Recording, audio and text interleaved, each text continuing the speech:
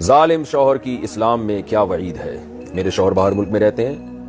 حال ہی میں انہوں نے ایک ویڈیو اپلوڈ کی ہے جس میں ہے کہ جو بیوی اپنے شوہر کی نافرمانی کرتی ہے اور اس کا شوہر اس سے خوش نہیں ہے تو وہ جہنم میں جائے گی.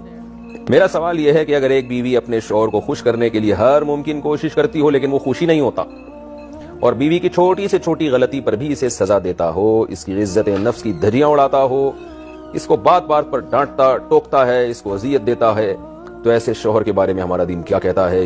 دونوں کے حقوق ہیں. قرآن کی صاف آیت ہے وَلَهُنَّ مِثْلُ الَّذِي عَلَيْهِنَّ بِالْمَعْرُوفِ، سورہ بقرہ کی آیتیں کہ عورت کے حق کے لیے جو اللہ نے شوہر پہ ذمہ داری ڈالی ہے اس کی بھی اللہ کہتے ہیں اتنی ہی ویلیو ہے جتنی اللہ نے مرد کے حق کے لیے عورت پر ذمہ داری ڈالی ہے.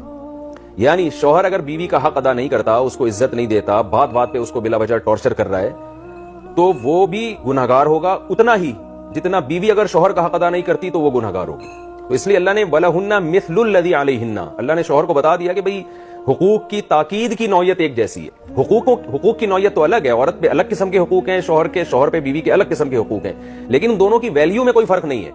یعنی مرد یہ دھونس نہیں جما سکتا عورت کے اوپر کہ تم اگر میرے حقوق ادا نہیں کرو گی تو جہنم میں جاؤ گی اور میں اگر تمہارے حقوق ادا نہیں کروں گا تو اس سے کچھ بھی نہیں ہوگا. ایسا نہیں ہے. اگر وہ جہنم میں جائے گی تو آپ اگر حقوق ادا نہیں کرتے تو آپ کے بھی جہنم میں جانے کے اتنے ہی چانسز ہیں.